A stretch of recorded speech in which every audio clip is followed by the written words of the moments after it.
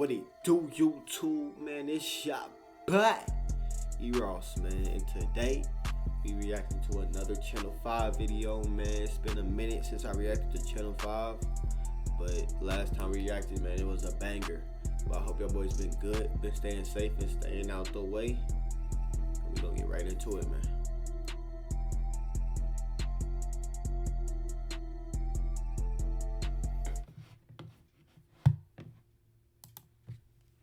Hola, mi nombre es Andrew Callahan y estás mirando Canal 5. Hoy estamos en la frontera, en una ciudad que se llama Gringo Pass, muy cerca a Mexico. I'm a gringo myself, trying to pass the time and figure out what the heck's going on. I've been hearing a lot about the border crisis. The surge at the southern border. 10,000 migrants a day. Border crisis this, border crisis that. More barbed wire on the border. The border, they say, is closed. It's not. But as you can see, there's not diddly squat happening behind me. And that's all by design. A few weeks ago, Arizona decided to shut down this particular point of entry because it was being overflowed with migrants who were seeking asylum in the United States. Derek, there is no traffic here. However, I have a sweeping suspicion that despite this actual vehicular passageway being closed, there's still a lot of migrants nearby who are attempting to enter the U.S.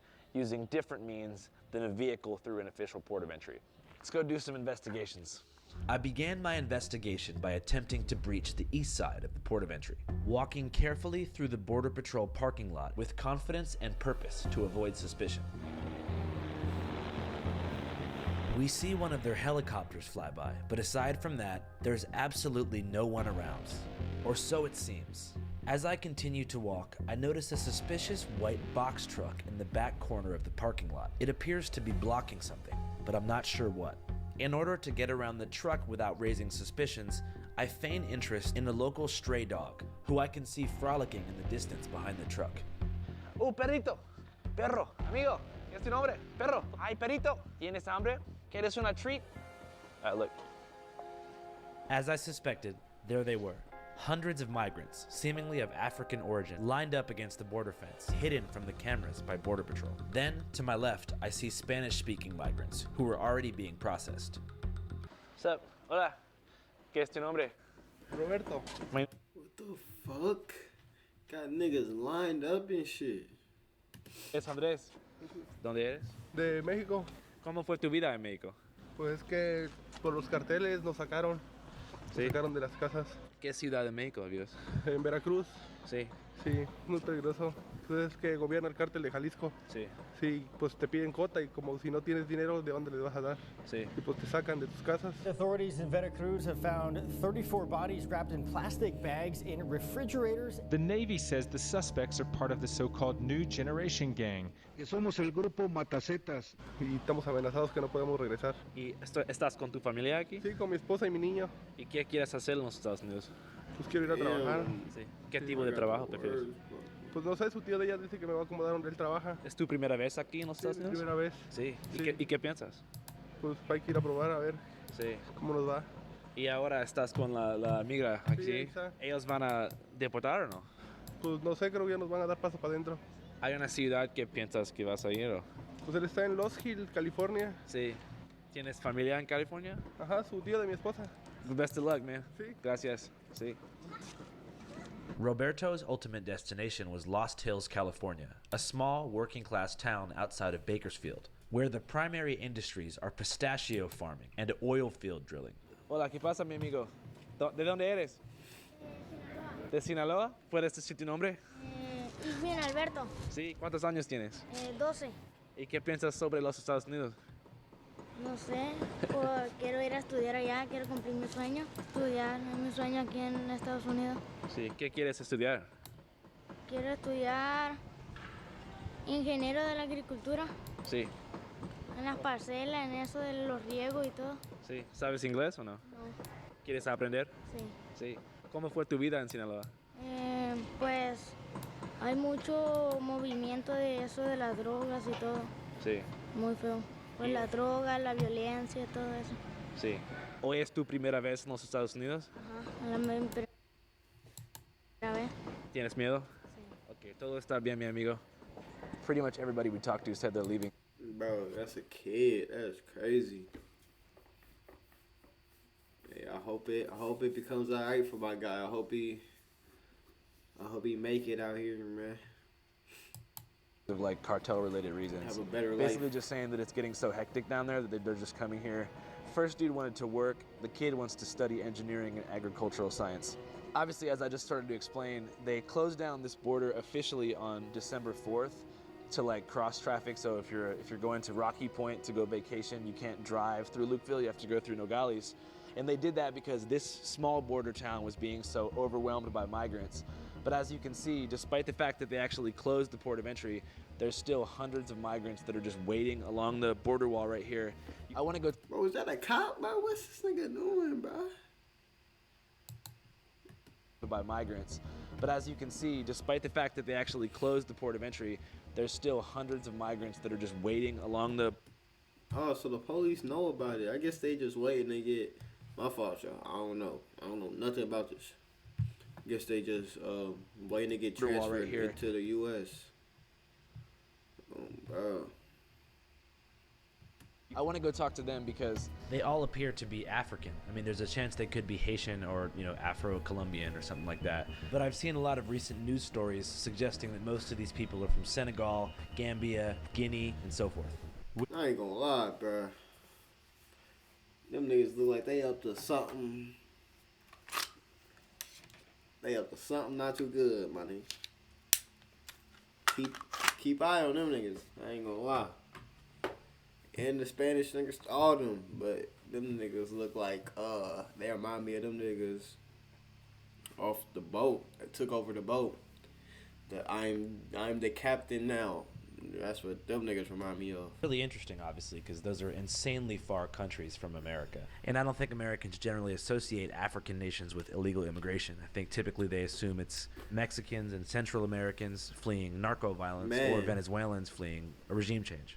And obviously we share a landmass with these countries to our south. So it makes perfect sense why they would come north when the standard of life is considerably higher. But for someone to make the journey from Africa into Latin America and then take this almost tri-continental journey up into the United States is particularly strange, especially given the fact that Europe is much closer. There's first world nations that are much closer to these African countries that have a better healthcare and education system than America. So what is it about America that makes them feel like this journey is worth it? And also, you know, what life do they expect here in America? Because obviously, as we've documented in the past couple months, there's a lot of really shitty stuff happening in America. The state of our inner cities is already pretty bad. And so I wonder almost if like the American dream propaganda that they're being fed by media or by their... You better get them straps, get them bullets, get in GTA, my nigga. But get all that, man, get... If you don't got it, you need to get it. Friends or family members, if that's actually true. I think America creates an atmosphere for people to achieve. So the American dream is just the ability to achieve. That's what it's about. Like, is the American dream actually a reality for immigrants, or are they more likely to just face different types of hardships when they arrive? I don't know. Let's go talk to some people. I wanted to talk to these African migrants, but because they were being deliberately safeguarded by Border Patrol, that seemed very difficult. They were essentially being held in what's like a demilitarized zone, a single-lane patch of land between the port of entry and the actual border wall, which apparently American civilians cannot access unless authorized by personnel.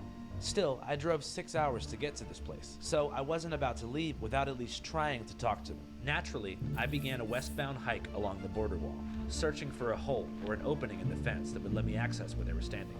Oh yeah, this nigga trying to get caught on the other side, bro. He gonna fuck around and not let you back in. Your ass gonna be stuck in Mexico, nigga. I found a clearing in the fence and began my journey eastbound along the restricted pathway.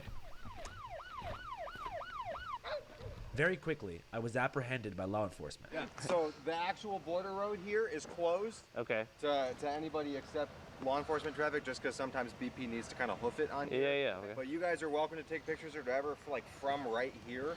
Just get back to your car, do what you need to do. Thanks, bro. Appreciate it. Thanks. Yeah. Pretending that our car was in the direction of the migrants, we continued our mission. And predictably, we're stopped again. Have you coming through here? Okay. We're just trying to find a good place to do some like interviews with migrants where we wouldn't get... No, these gates are closed and locked. The border's closed. You guys gotta go the other way. Okay. Where do you guys think's a legal place to get interviews and stuff like that? Parking lot. All right. Thanks, guys. Thanks. How are we going? Somewhat disheartened, we ended up back at the empty parking lot where this video began. It seemed that Border Patrol was running a tight ship and being directed to deliberately mislead journalists. Or perhaps maybe we picked the wrong place along the border to begin our coverage. So we figured it was time to pack up and leave town. Then, seemingly from out of nowhere, an off-duty law enforcement officer approached us in his car and told us that we were just 1 mile away from the largest secret migrant detention facility in Arizona, which is embedded inside of a national park called the Oregon Pipe Cactus National Monument. You turn on Palo Blanco Road, I believe it's called. Uh-huh. You go about a mile. It's conveniently hidden. Literally thousands of people, and people from all over the world. What they do is when they come through the wall, they shed any type of ID. So you can find passports, currencies, driver's license, visas from Guinea, from Mauritania, Sierra Leone, Chad, Why are you zooming in this nigga face Ghana, so much? Egypt, Thailand, Nepal. It's phenomenal. Like, you see, like, cameraman, back your goofy ass up, bro. Why you all in my niggas' hair, nigga? Literally. discarded strollers, suitcases, day Bro, packs, this is purses, real, bro. neck pillows. I mean, these aren't the people that were crossing in years past that were just trying to get into California to make a living Dude, wage to send back home. Back This is a up, different my demographic nigga. completely. Well, these are the guys bringing in the fentanyl. You know, it used to be the border crossers would get across the border one way or You ain't another, doing and too then much with they this had editing, 20, bro. 30, 40 miles to get up, 60 miles to I-8. It was very difficult and arduous. Now, no, the cartel makes it really easy for them. They simply step across the border and walk to the Border Patrol and claim asylum. I'm a pro-immigration person. We need immigration, but not this way. Not the way it's being done now, where no one has any idea of who these people are. It's just totally unsustainable. What do you think's the right way to do it? I wish I had an easy solution. I don't know. It seemed to me that Title 42 was working pretty well under a previous administration, which required people to claim asylum upon the first country they hit, rather than having it come right into America first. So what is Title 42? The order started during the Trump administration. It allowed the government to turn away migrants to slow the spread of COVID-19. The Trump-era health policy that allows authorities to immediately deport most migrants. When it ends, tens of thousands currently waiting in Mexico can apply for asylum. Authorities say they're preparing for a spike in migrant crossings, upwards of 10,000 per day. How many people would you estimate are coming through? But I would estimate certainly more than a couple thousand a day. But if you just run the numbers, with the numbers that we're seeing, if you even say 1% aren't the greatest people with the greatest intent, we're in danger. And it's being done to profit the cartels. Just using my own rudimentary math skills, I think they're making about $1 billion a month smuggling people into the U.S. What they do is they saw cut the bollards in the wall and they pull them back and then funnel people through. And then when they close that bollard, push it back onto where it was previously affixed, you can't see, except for, I mean, there's a tiny little crack where they saw cut it. So, and this happens all along that 12-mile section. Midway through my interview with this man, I had a shocking revelation. This maybe, just maybe, was the same guy that I interviewed 5 years ago at the raid of Area 51. What are your thoughts on the aliens, man? They're here. They're here. They're here right now. They're walking among us on two legs. Human-like. Oh, yeah. Do you plan on raiding tonight, sir? Oh, I've already been in. What was in there? They're in there. They're in there. Totally. Yes. Well, anyways, man, thanks for the interview. Good luck. You're a brave soldier. Thank you. I didn't realize this until after I filmed the interview, but looking back, it actually makes sense. In both encounters, he's on the outskirts of federal land, claiming the government is hiding some crazy shit that he himself just saw. 5 guys in camouflage from head to toe, black masks with the camouflage backpacks running as fast as they could.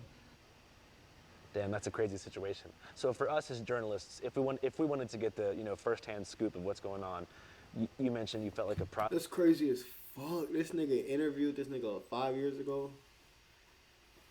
Damn. Center was the best place to check out. Yes. And that is over there. I find it curious why it's hidden. Because logistically, it would seem to me to be much more efficient if they put it right up here on the highway. It seems like it was intentionally put 3/4 of a mile off the road so tax-paying citizens wouldn't see it. You go in there right now? Yes. Can we follow you guys? Sure. All right, cool. I'll see you in a second, man. Okay. Thanks so much. All right, so I guess we actually kind of are in the right place to find migrants to speak to. That dude that just pulled up and talked to us, he actually agreed to take us directly to the migrant processing center where everyone's being kept. He said that it's located like in a hidden location, 4 to 5 miles away from the state road that runs through this place. So we're just gonna follow his car and yeah, hopefully get some footage, guys. To my surprise, my unbeknownst old friend was not bullshitting about the processing center. In the middle of the Sonoran Desert, hidden behind Border Patrol vehicles and makeshift tents, were hundreds upon hundreds of migrants, all of whom who hopped the US and Mexico border within the past couple hours. That shit is crazy. It was a shocking sight to see. Hundreds upon hundreds of people from all around the world, herded like cattle on the cold desert floor, sitting in silence, awaiting an uncertain future.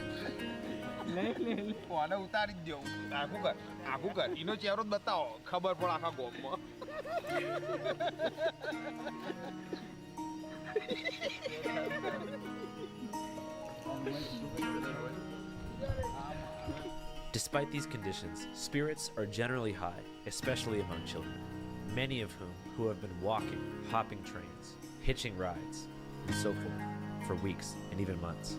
Now, they've finally made it to the land of opportunity, a nation allegedly founded upon the principles of liberty and radical individuality, where anyone... Man, motherfuckers just trying to have a better life whole time. They probably going through war, all type. You don't even know, bro. That's crazy.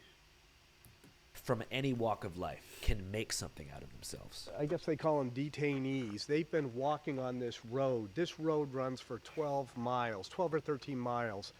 What it does is it parallels our border fence.